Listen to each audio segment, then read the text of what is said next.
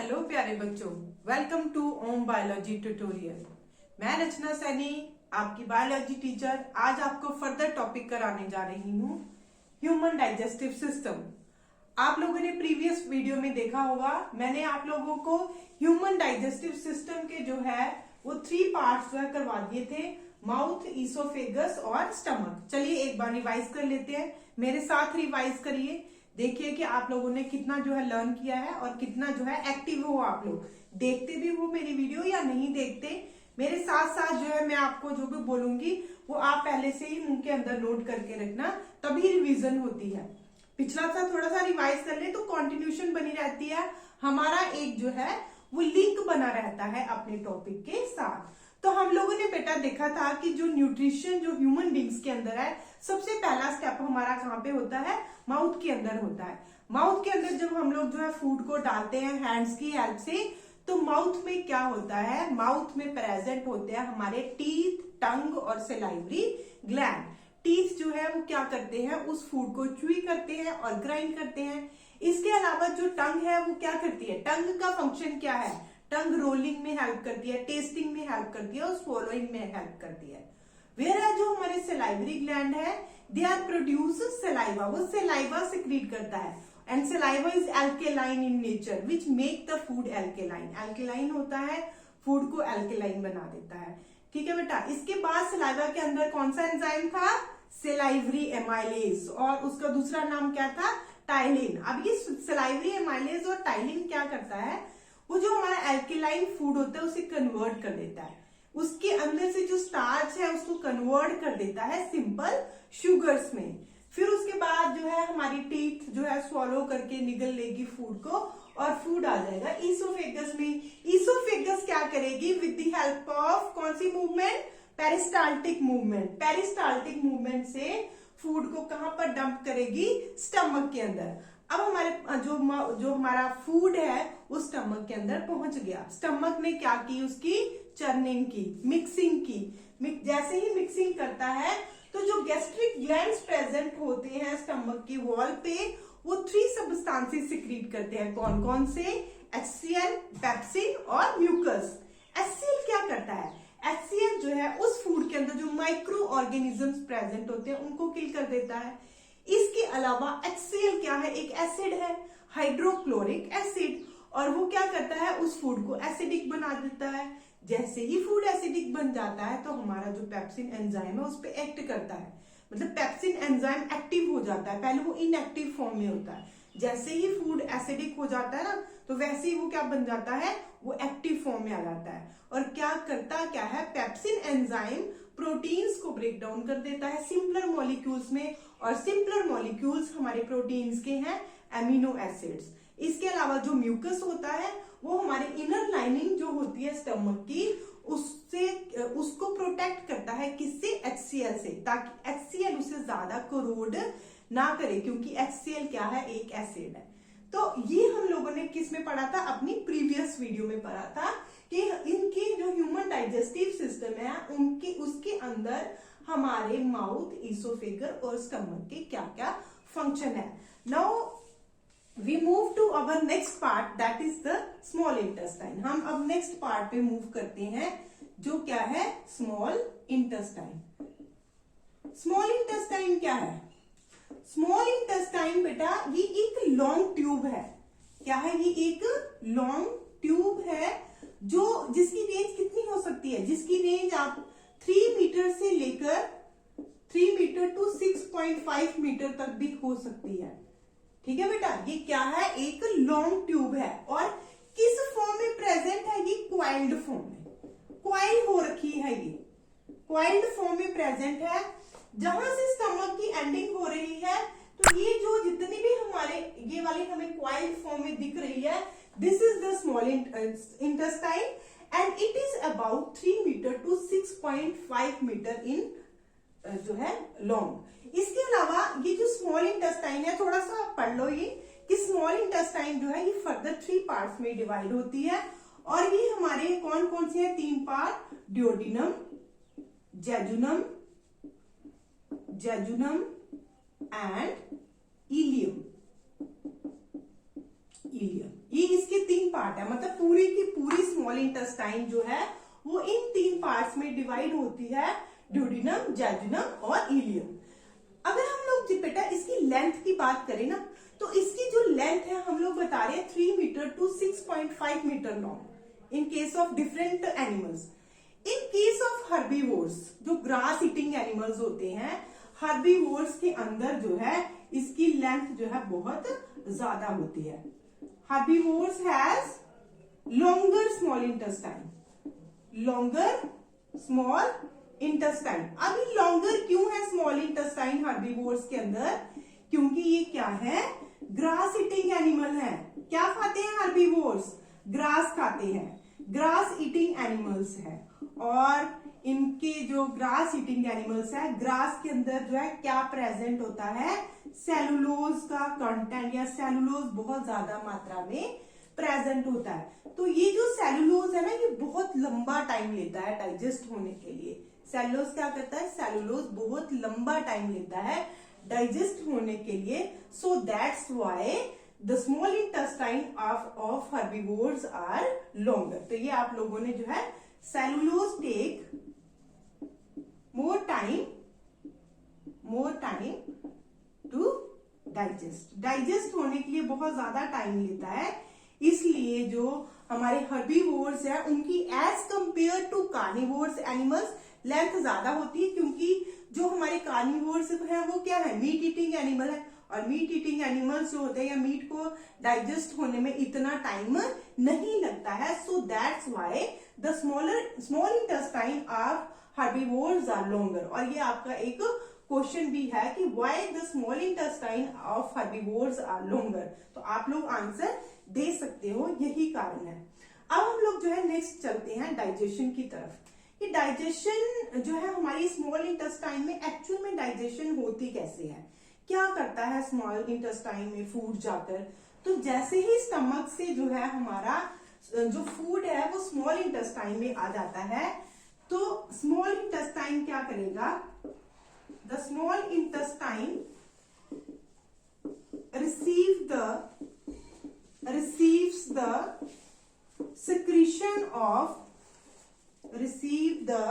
secretion of two glands।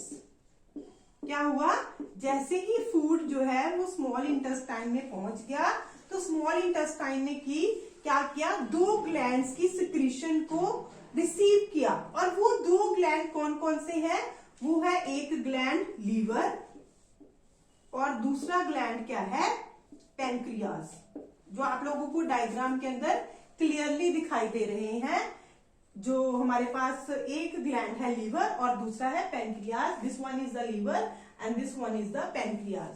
तो as soon as the food reaches to the small intestine, at that time the liver and pancreas secrete their secretion. वो अपनी secretion को secrete करेंगी और कहां पर डालेंगी, यहां पर डालेंगी। ठीक है, देखो ये लीवर है, लीवर जो है, लीवर के अंदर जो सिक्रीशन निकलती है बेटा उसका नाम है बाइल जूस। मतलब लीवर क्या करता है, लीवर जो है वो बाइल जूस को सिक्रीट करता है। और ये जो बाइल जूस है ये स्टोर कहां पे होता है, ये होता है स्टोर गॉल ब्लैडर में। ये हमारा जो हम लोगों ने छोटा सा स्ट्रक्चर बनाया है, this one is the gall bladder. तो क्या हुआ, लीवर बाइल जूस, लीवर के अंदर बाइल जूस बनता है पर स्टोर कहां पे होता है, गॉल ब्लैडर में। और जब भी जो है हमारा फूड पहुंचेगा स्मॉल इंटेस्टाइन में, तो उसी समय क्या होता है, ये जो हमारा बाइल जूस यहाँ गॉल ब्लैडर के अंदर होता है ना, वो अपने आप ही जो है यहाँ पर आ जाता है। इधर से पैंक्रियाज जो है वो अपनी सिक्रीशन डाल देता है। तो पहले हम लोग जो है आगे नेक्स्ट करेंगे। देखो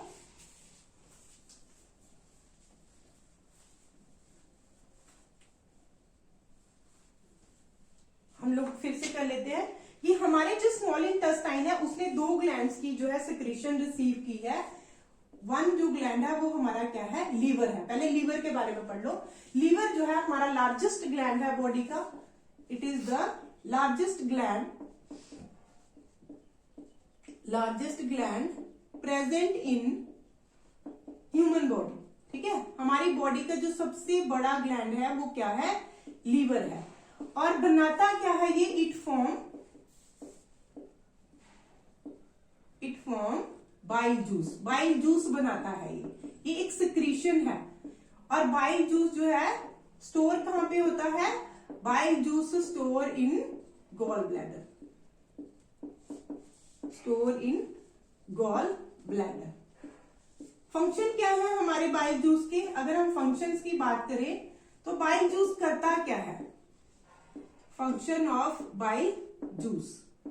बाइल जूस हम लोगों ने देखा था कि जब हमारा जो फूड है वो स्टमक में पहुंचा था तो स्टमक की वॉल्स ने सिक्रीट किया था HCl।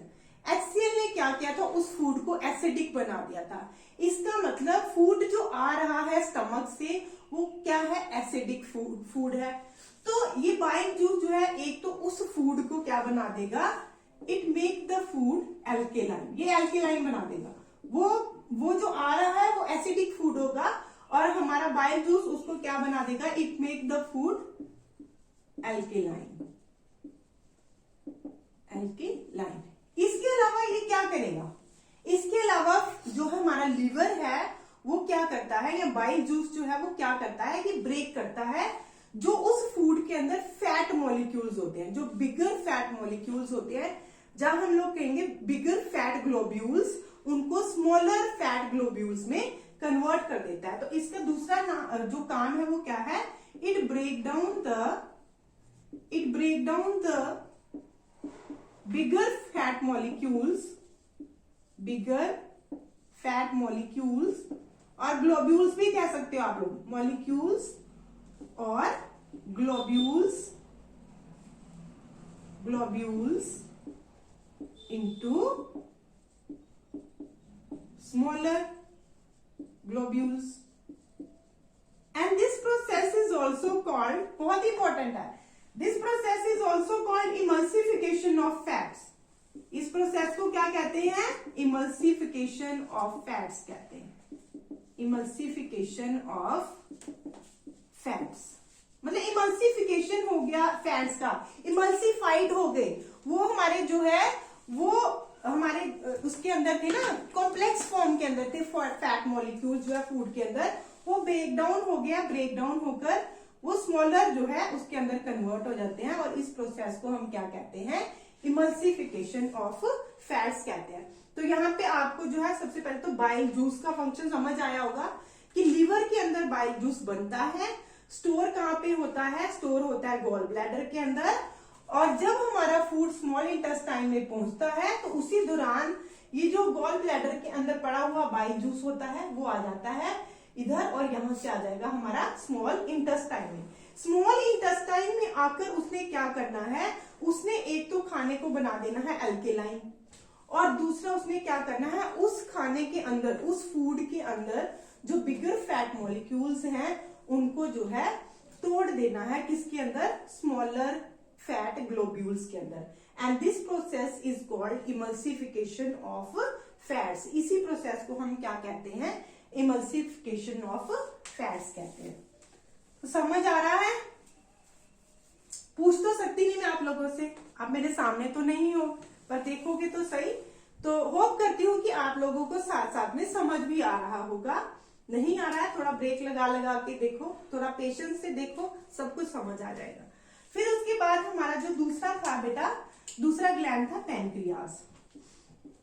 तो मैंने कहा कि जैसे ही जो है फूड हमारा स्मॉल इंटेस्टाइन में पहुंचता है तो लीवर सिक्रीट करता है bile juice, whereas pancreas secrete pancreatic juices. क्या करता है? पैनक्रियाज क्या सिक्रीट करता है? Pancreatic juices. और इन पैनक्रियाटिक जूसेस में एंजाइम्स प्रेजेंट होते हैं जिन्हें हम क्या कहेंगे? Pancreatic enzymes. और ये 3 तरह के एंजाइम्स होते हैं हमारे पैनक्रियाटिक जूस के अंदर। और वो 3 तरह के पैनक्रियाटिक एंजाइम कौन कौन से हैं?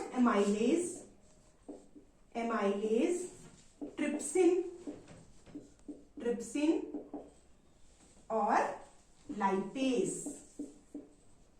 नाम याद करो मेरे साथ। पैनक्रियाटिक जूस के अंदर 3 एंजाइम्स प्रेजेंट होते हैं और वो 3 एंजाइम्स कौन कौन से होते हैं? एमाइलेज, ट्रिप्सिन और लाइपेज।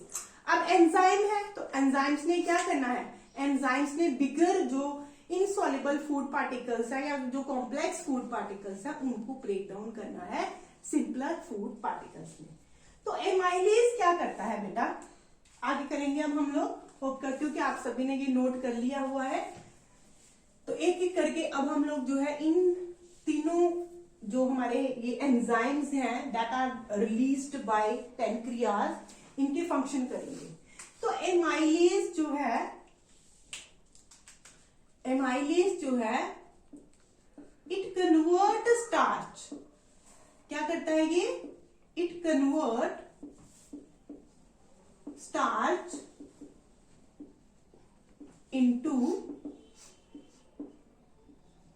Simple sugars. क्या करेगा एमाइलेज जो है वो कन्वर्ट करेगा किसको, स्टार्च को सिंपल शुगर में, क्योंकि एमाइलेज एंजाइम जो है सिर्फ किस पे एक्ट करता है, स्टार्च पे एक्ट करता है। सबसे पहले जो स्टार्च की जो कार्बोहाइड्रेट की डाइजेशन हुई थी वो माउथ में हुई थी, फिर उसके बाद हमारी स्टमक के अंदर हुई थी प्रोटीन की डाइजेशन, मतलब वहां पे पेप्सिन ने प्रोटीन को ब्रेक डाउन किया था। अब फिर भी वो कॉम्प्लेक्स फॉर्म में अगर है तो पैनक्रियाटिक जूसेस में ये जो 3 एंजाइम है उनकी फर्दर ब्रेक डाउनिंग करेंगे। एमाइलेज फिर से स्टार्च को सिंपल शुगर में कन्वर्ट करेगा। ट्रिप्सिन जो है, ट्रिप्सिन क्या करेगा, ट्रिप्सिन जो है ये कन्वर्ट करेगा किसको, प्रोटीन को स्मॉलर मॉलिक्यूल्स में, या है ना स्मॉलर मॉलिक्यूल्स में। वेयर एज जो हमारा तीसरा एंजाइम है कौन सा, लाइपेज, कौन सा एंजाइम है तीसरा, लाइपेज है। और लाइपेज क्या करेगा, वो जो इमल्सिफाइड हुआ फैट है, मतलब वो जो स्मॉलर फैट ग्लोब्यूल्स हैं उनको कन्वर्ट करेगा फैट्स को और छोटे एसिड्स में, मतलब कि मॉलिक्यूल्स में। सीधा आप लोगों ने याद रखना है, एमाइलेज कन्वर्ट करेगा स्टार्च को स्मॉलर मॉलिक्यूल्स में, ट्रिप्सिन कन्वर्ट करेगा प्रोटीन्स को और ज्यादा सिंपलर मॉलिक्यूल्स में, और लाइपेज कन्वर्ट करेगा फैट्स को और ज्यादा स्मॉलर मॉलिक्यूल्स में। क्योंकि जब तक जो ये न्यूट्रिएंट्स जो है ये सिंपल सॉल्युबल फॉर्म में नहीं आ जाते तब तक इनकी डाइजेशन, तब तक इनकी ब्रेक डाउनिंग होती जाएगी स्मॉलर टू स्मॉलर मॉलिक्यूल्स में। That is in our higher classes कि वो मॉलिक्यूल्स क्या होते हैं, कि कहां कहां पर क्या मॉलिक्यूल बनता है, और उसका जो सबसे लास्ट वाला हमारे पास जो हमारा लास्ट वाला सिंपल सॉल्युबल फॉर्म आएगी वो क्या आएगी। तो इसके बाद इतना हो गया, तो हमारा खाना पहुंच गया स्मॉल इंटेस्टाइन में। स्मॉल इंटेस्टाइन में लीवर ने अपनी सिक्रीशन दी, पैनक्रियाज ने अपनी सिक्रीशन दी। लीवर ने प्रोड्यूस किया बाइल जूस ने फूड को एल्केलाइन बनाया और बिगर फैट मॉलिक्यूल्स को स्मॉलर फैट मॉलिक्यूल्स में जो है ब्रेक डाउन कर दिया। इसके बाद पैनक्रियाज ने अपना सिक्रीशन दिया, उसके अंदर पैनक्रियाटिक एंजाइम्स थे, वो 3 तरह के पैनक्रियाटिक एंजाइम थे, अमाइलेज, ट्रिप्सिन और लाइपेज। याद रखना है पैनक्रियाज के अंदर जो पैनक्रियाटिक जूस होता है उसके अंदर कितने एंजाइम्स होते हैं, 3, एमाइलेज, ट्रिप्सिन और लाइपेज। एमाइलेज जो है ये एक्ट करता है स्टार्च पे, जो हमारा ट्रिप्सिन होता है वो एक्ट करता है प्रोटीन्स पे, और जो हमारा लाइपेज होता है वो जो एक्ट करता है हमारा फैट्स के ऊपर। अब फर्दर प्रोसीड करते हैं कि आगे क्या होगा। देखो बड़ा इंटरेस्टिंग है, सोचो कि हमारी बॉडी में किस किस तरह से जो है फूड डाइजेस्ट हो रहा है। खा तो लेते हो, आगे जाके जो हमारी मशीन है उसको बेचारी को कितना काम करना पड़ता है, कितना काम करती है, कितना वर्क करती है। आगे हर एक पार्ट ने अपना फंक्शन डिवाइड किया हुआ है, वो फंक्शन जो वो पार्ट किस तरह से वो फंक्शन परफॉर्म करते होंगे, और फिर जाकर फूड जो है वो डाइजेस्ट हो पाता होगा। इसके बाद जब इतनी डाइजेशन हो जाती है बेटा, तो जो वॉल्स होती हैं इंटेस्टाइन की, उस पे भी मैंने आप लोगों को बताया था कि कुछ इंटेस्टाइनल ग्लैंड्स प्रेजेंट होते हैं। ठीक है, the whole of the intestine contains intestinal glands which secrete intestinal juices intestinal juices. समझ आया कुछ? कि इसके अलावा पेनक्रियास और लीवर के अलावा जो इंटेस्टाइन की वॉल्स हैं उनके पास भी इंटेस्टाइनल ग्लैंड्स हैं, और इंटेस्टाइनल ग्लैंड्स है तो सिक्रीट करेंगे तो उनके अंदर क्या प्रेजेंट होंगे? एंजाइम्स प्रेजेंट होंगे जूस के अंदर। तो इंटेस्टाइनल जूसेस के अंदर जो एंजाइम्स प्रेजेंट होते हैं वो एंजाइम्स क्या करते हैं? अब उन एंजाइम्स का काम देखो, आपके सिलेबस में इतना ही है, आपके सिलेबस में फर्दर नहीं है कि हमारे जो वॉल्स ऑफ स्मॉल इंटेस्टाइन है उसके अंदर कौन कौन सा एंजाइम है, काइमोट्रिप्सिन जो भी है, नहीं करना, वो हमारा +1 में है। बस अभी आपने इतना अपने माइंड के अंदर सेटअप कर लेनी है कि जो वॉल्स हैं स्मॉल इंटेस्टाइन की उसमें इंटेस्टाइनल ग्लैंड्स होते हैं, intestinal glands intestinal juices secrete करते हैं, इंटेस्टाइनल जूसेस के अंदर एंजाइम्स प्रेजेंट होते हैं। अब वो जो एंजाइम्स होंगे वो क्या करेंगे? एक्ट करेंगे। कार्बोहाइड्रेट्स को, जो हमारे शुगर्स है, जब कार्बोहाइड्रेट्स है उनको कन्वर्ट कर देंगे किसके अंदर? ग्लूकोज के अंदर। इसके अलावा जो हमारे प्रोटीन्स हैं उनको कन्वर्ट कर देंगे एमिनो एसिड्स के अंदर, और जो हमारे फैट्स हैं उनको कन्वर्ट कर देंगे फैटी एसिड्स एंड ग्लिसरॉल के अंदर। ठीक है बेटा? तो क्या किया? इंटेस्टाइनल जूसेस के अंदर जो एंजाइम्स थे उन्होंने कंप्लीटली ब्रेकडाउनिंग कर दी। ये हमारे न्यूट्रिएंट्स हैं, कार्बोहाइड्रेट, प्रोटीन और फैट्स, जो हमारे किसके अंदर प्रेजेंट है? फूड के अंदर प्रेजेंट है। ये कॉम्प्लेक्स मॉलिक्यूल्स हैं और इनकी जो सिंपलर फॉर्म्स हैं वो ये हैं।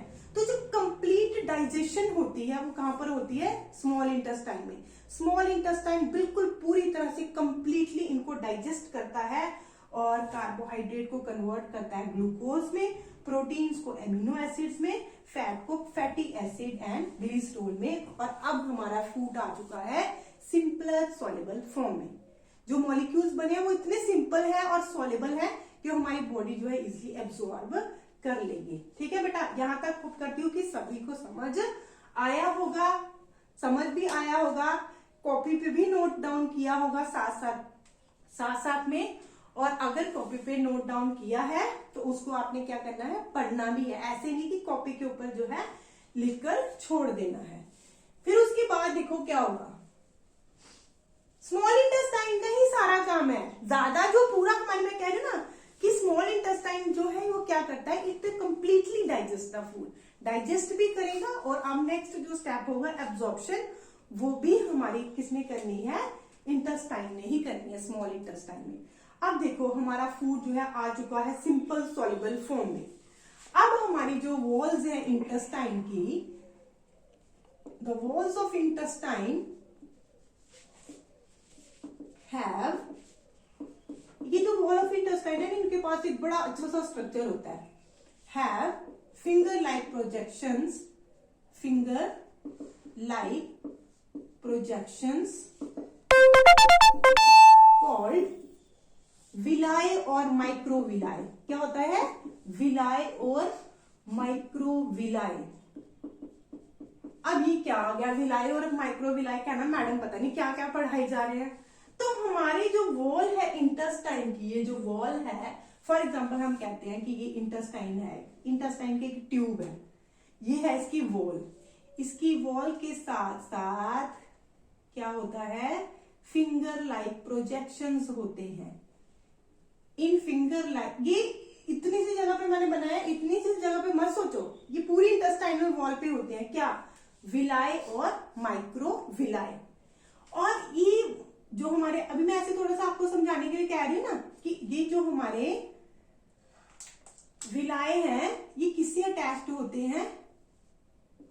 ये ब्लड वेसल्स से अटैच होता है। इमेजिन करो ये हमारी क्या है? ब्लड वेसल्स हैं, और ये ब्लड वेसल्स किसके साथ कनेक्टेड है? विलाय के साथ। अब क्या होगा जब हमारा फूड आ गया सिंपल सॉल्युबल फॉर्म में? अब ये इमेजिन करो यहां पर जो हमारा फूड है, इस चीज थोड़ा सा बना रही ना, यहां थोड़ा सा बना रही, पूरे में इमेजिन करो। अब हमारे पास यहाँ पर जो फूड है वो कैसा है, सिंपल सॉल्युबल फॉर्म में है। तो क्या होगा, ये जो विलाय होंगी ना, विलाय उस फूड को एब्सॉर्ब करेंगी, उस फूड को जो है वो किस में पास करेंगी, ब्लड वेसल्स में। मतलब कि विलाय का काम क्या है, विलाय का काम है कि जो फूड है, जो हमारा सिंपल सॉल्युबल फूड है, उसको एब्सॉर्ब करके पास करना है किसके अंदर, ब्लड वेसल्स के अंदर।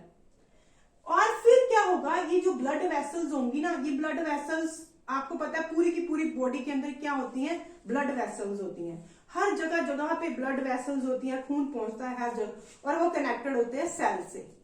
तो जब हमारा जो फूड है, वो हमारा जो सॉल्युबल फूड है, वो हमारा ब्लड वेसल्स के अंदर आ जाएगा, तो through blood it is distributed to each and every cell of the body. हर एक सेल तक पहुंच जाएगा हमारा क्या, सिंपल सॉल्युबल फूड या simple soluble form of food. पहुंच गया, एब्जॉर्प्शन होगी। किसने की एब्जॉर्प्शन, वॉल ऑफ इंटेस्टाइन ने की। वॉल ऑफ इंटेस्टाइन में क्या थे, फिंगर लाइक प्रोजेक्शन थे, जिन्हें हम क्या कहते हैं, माइक्रोविलाई कहते हैं। ये फिंगर लाइक क्यों बने हुए होते हैं, क्योंकि ये उसकी वॉल के सरफेस एरिया को इंक्रीज करते हैं ताकि ज्यादा से ज्यादा एब्जॉर्प्शन हो और फूड जो है वो हमारा जो है एब्जॉर्ब होके कहां पर जाए, ब्लड वेसल्स के अंदर जाए। तो इसलिए जो वॉल ऑफ इंटेस्टाइन है वो फिंगर लाइक जो है प्रोजेक्शंस पे कन्वर्ट होती है। मतलब ये ज्यादा सरफेस एरिया प्रोवाइड कर रही है, जितना सरफेस एरिया प्रोवाइड करेंगी सॉल्युबल फूड उतना ही जो है एब्जॉर्ब होकर हमारा कहां पर चला जाएगा, ब्लड वेसल्स में चला जाएगा। तो फूड पूरी तरह से डाइजेस्ट हो चुका है, फूड एब्जॉर्ब हो गया है, एब्जॉर्ब होकर वो कहां पे आ गया है, ब्लड वेसल्स के अंदर आ गया है। ब्लड वेसल्स के अंदर कहां पे मिल गया है, ब्लड के अंदर मिल गया है। अब ब्लड क्या करेगा, ब्लड जो है इसको लेकर जाएगा या डिस्ट्रीब्यूट करेगा each and every cell of the body. तो क्या करना है, the blood supply this soluble form of food to each and every cell of the body। ठीक है, each and every cell of the body कर दिया पास। अब वहां पर जाकर क्या होना है, वहां पर जाकर वो जो फूड है सेल के अंदर जाकर वो क्या होगा, वो यूटिलाइज्ड होगा। यूटिलाइज क्यों होगा, for the energy, for the growth and for the maintenance of the body. और इसी को हम क्या कहते हैं, एसिमिलेशन कहते हैं। आगे हम लोग एसिमिलेशन तक, ये हमारा एब्जॉर्प्शन था। डाइजेशन तो हुई थी सारी, डाइजेशन स्टमक के अंदर, माउथ के अंदर, स्मॉल इंटेस्टाइन के अंदर, स्मॉल इंटेस्टाइन के अंदर एब्जॉर्प्शन भी हो गई। अब उसके बाद जो है क्या हुआ है, अब उसके बाद हमारा जो है एसिमिलेशन भी हो गया है, क्योंकि ब्लड ने क्या किया है, उस सॉल्युबल फॉर्म ऑफ फूड को हर एक सेल तक पहुंचा दिया है। And in cells this food is utilised for energy, growth and maintenance of the body तो हो गया फूड एसिमिलेट भी। हमें क्या चाहिए था, हमें फूड से चाहिए थी एनर्जी। फूड चला गया हर एक सेल के पास और हर एक सेल ने उस फूड को यूटिलाइज किया और क्या मिल गई, हमें एनर्जी मिल गई। अब हम ये लोग कह रहे हैं ना फूड को यूटिलाइज किया, मतलब एसिमिलेटेड हो गया फूड। यही एसिमिलेटेड फूड जो है वो ऑक्सीजन के साथ रिएक्ट करता है। एनर्जी प्रोड्यूस करने का मतलब है कि फूड वहां पर पहुंच तो जाता है सेल्स के अंदर, वहां पर जाकर क्या होता है, उसकी रिएक्शन होती है ऑक्सीजन के साथ। जब वो ऑक्सीजन के साथ रिएक्ट करता है तो क्या बनाता है, carbon dioxide, water plus large amount of energy release करता है। और यही तो एनर्जी है जो हमारी बॉडी जो है वो यूटिलाइज करती है। तो इस तरह से हम लोग कह तो देते हैं, छोटी क्लासेस से पढ़ते आए, मैम पूछे कि खाना क्यों खाते हैं, हम कहते हैं खाने से हमें एनर्जी मिलती है। अब समझ में आया ये एनर्जी मिलती कैसे है। आसानी से एनर्जी नहीं मिल जाती, फूड को पता नहीं कहां कहां से होकर बॉडी को अंदर के सारे पार्ट को क्या क्या काम करना पड़ता है, तो वो जाकर जो है हम लोगों को एनर्जी मिलती है। फिर उसके बाद क्या होता है कि अभी भी थोड़ा सा बाकी है, ये मत सोचना कि अभी खत्म हो गया। उसके बाद क्या होता है कि सारा का सारा फूड तो डाइजेस्ट नहीं हो पाएगा, कुछ फूड ऐसा भी होगा जो अनडाइजेस्टेड रह जाएगा। तो वो जो अनडाइजेस्टेड फूड है वो कहां पास होगा? Passes to the large intestine,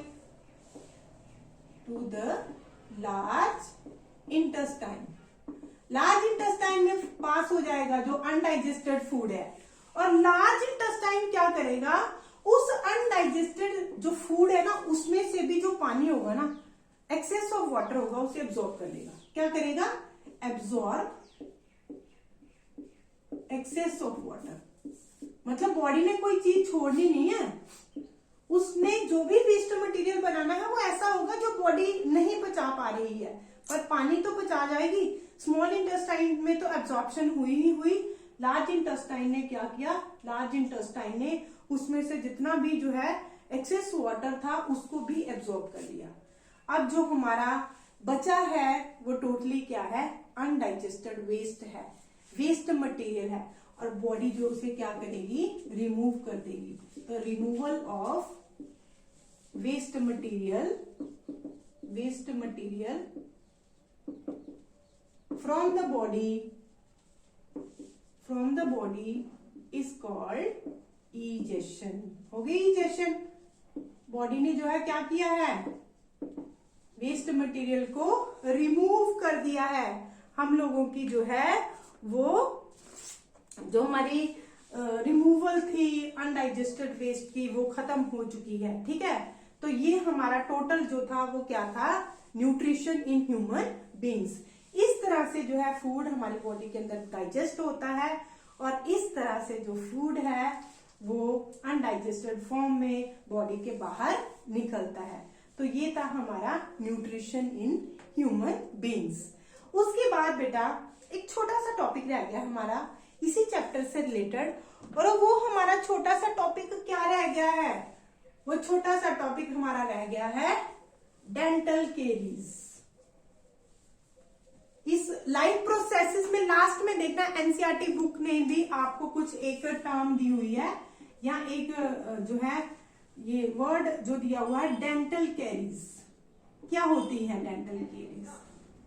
सभी को पता ना चाहिए डेंटल कैरीज क्या होती है। ये जो हमारे टीथ के अंदर एक स्मॉल सी कैविटी बन जाती है ना, जहां होल बन जाता है, उसे हम क्या कहते हैं? डेंटल कैरीज कहते हैं। Formation of the small cavity और होल इन द टीथ।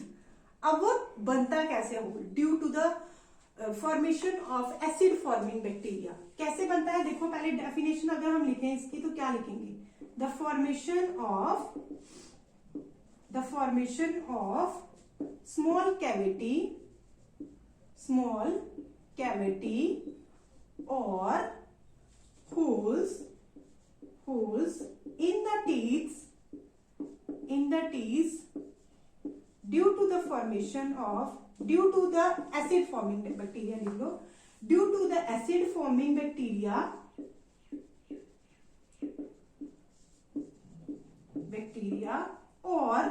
और क्या कह सकते हैं? एक तो एसिड फॉर्मिंग बैक्टीरिया के द्वारा, और दूसरा एंड इम्प्रॉपर डेंटल केयर। जब आप प्रॉपर जो है अपने दांतों की केयर नहीं करोगे, improper dental care is called dental caries. क्या हुआ? हमारी जो टीथ है उनके अंदर स्मॉल कैविटी हो गई, उसके अंदर क्या हो गया? होल हो गया, है ना। ये होल हुआ क्यों है? अब ये सारा प्रोसेस समझो, ये होल क्यों बनता है? आप लोग खाना खाते हो, खाना खा के आप लोग जो है रात को ब्रश नहीं करते। वो जो खाना होता है वो आपके वो जो शुगर होती है वो आप, क्योंकि खाने में क्या प्रेजेंट है? स्टार्च, इसमें कन्वर्ट होता था शुगर में। शुगर का पार्ट जो है, जो स्टार्च जो है क्या आप लोगों को खाना, आपको कि फूड जो है वो दांतों में फंस जाता है। जैसे ही वो दांतों में फंस जाता है, हमारा रात को हम सो जाते हैं तो बैक्टीरिया प्रोड्यूस होते हैं। बैक्टीरिया प्रोड्यूस होते हैं उस खाने को खाने के लिए, और जब वो प्रोड्यूस होते हैं तो वो साथ साथ क्या करते जाते हैं, एसिड रिलीज करते जाते हैं, और एसिड रिलीज करते जाते हैं। और एसिड का काम क्या है, एसिड का काम है कोरोड करना, जंग लगाना किसी की भी चीज को। तो वो बैक्टीरिया क्या करते हैं, हमारे टीथ के अंदर होल कर देते हैं। तो इसलिए क्या करना है, आज से मेरे साथ प्रॉमिस करो कि ब्रश कितने टाइम करना है, 2 टाइम। चलो जब भी हम लोग खाना खाते हैं उसके बाद हमें ब्रश करना चाहिए, पर इतना नहीं कर सकते, पर 2 बारी जरूर करना, एक सुबह उठ के और एक रात को सोते समय, ताकि फूड जो है फंसे ही ना दांतों में और बैक्टीरिया उसके ऊपर ग्रो ही ना करे। बैक्टीरिया ग्रो नहीं करेगा तो डेंटल कैरीज होंगी नहीं, ना हमारे दांतों में लगेगा कीड़ा, और ना हम कहते हैं ना कीड़ा लगना यही है, वो बैक्टीरिया लग जाते हैं, और बैक्टीरिया जो है वो स्मॉल कैविटीज जो है वो पैदा कर देते हैं। उसके बाद आता है डेंटल प्लेक। अब ये डेंटल प्लेक क्या है, ये किस बला का नाम है डेंटल प्लेक? आप लोगों ने देखा होगा कि आपके दांतों के ऊपर जो है एक स्टिकी येलोइश लेयर जो है प्रेजेंट होती है। कईयों के दांतों के ऊपर आपने देखा है स्टिकी येलोइश लेयर। ये जो स्टिकी येलोइश लेयर है ना, ऐसे मोटी मोटी सी पीली सी जो है, ये लेयर किस चीज की होती है? ये लेयर होती है फूड पार्टिकल्स की, और इसी को हम क्या कहते हैं, डेंटल प्लेक कहते हैं। अगर टीथ जो है वो पूरी तरह से रेगुलरली क्लीन्ड ना हो, if the teeth are not clean properly, then sticky yellowish layer of food particles are formed over the teeth। हमारे दांतों के ऊपर जो है पीली सी लेयर बन जाती है, जिसे डेंटल प्लेक कहते हैं। तो वही हो गया ना। देखो सिलाइवा, मैं तो आप लोगों को थोड़ा सा प्रोसेस समझाती हूँ कि आखिर कैसे जो है खाने, जो डेंटल प्लेक होना, फिर हमारे अंदर जो है उसके अंदर हमारी कैविटी बनना। देखो जब वो स्टिकी लेयर बन जाएगी तो स्टिकी लेयर बनने के कारण जो सलाइवा है वो उस तक नहीं पहुंच पाएगा, बैक्टीरिया तक। सलाइवा का बैक्टीरिया तक पहुंचने का क्या मतलब है? सलाइवा जो है वो एल्केलाइन है, अगर वो उसके अंदर एल्किनिटी है, एल्केलाइन नेचर है उसका। सलाइवा अगर जो है उस फूड तक पहुंच जाएगा, उस बैक्टीरिया तक पहुंच जाएगा, तो वो बैक्टीरिया क्या प्रोड्यूस करता है? एसिड प्रोड्यूस करता है। तो एल्केलाइन और बेसिक और एसिड दोनों क्या हो जाएंगे? न्यूट्रलाइज हो जाएंगे। पर जब बन ही हम लोग प्रॉपर केयर नहीं कर रहे हैं, हमारे दांतों के ऊपर एक लेयर बन गई है येलो स्टिकी लेयर, और सलाइवा जो है वो बैक्टीरिया तक पहुंच ही नहीं पा रहा, एसिड को न्यूट्रलाइज कर ही नहीं पा रहा, तो होगी डेंटल कैरीज, बनेंगे ब्लैक जो है होल, और दर्द बहुत होती है। देखना दांतों में कीड़ा लग जाए ना, होल बन जाएगा, तो दांतों में बहुत ज्यादा दर्द होती है, सबसे सीवियर पेन, जिसको जो है सहन करना बहुत मुश्किल होता है। इसलिए क्या करना है, इसलिए प्रॉपर केयर करनी है दांतों की, रोज जो है ब्रश करना है। किसी को कोई आपको कहे उससे पहले ही आप लोग कह लो कि मम्मा या मैम ने बोला था कि दांतों को जो है 2 टाइम साफ करना है, क्योंकि क्या हो जाता है, डेंटल कैरीज हो जाती हैं, होल्स बन जाते हैं टीथ के अंदर। तो this is all about your nutrition in human beings and dental caries, and this is the topic of today only. तो बेटा जो है, होप करती हूँ कि आप लोगों को आज का टॉपिक जो है वो अच्छी तरह से समझ आया होगा।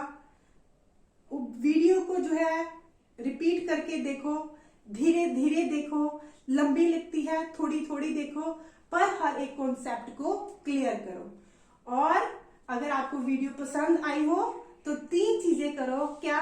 लाइक, शेयर और सब्सक्राइब। सब्सक्राइब क्यों करना है? सब्सक्राइब इसलिए करना है क्योंकि आपको नेक्स्ट वीडियो की इंफॉर्मेशन मिल जाए और आप जल्दी से उस वीडियो को देख लें।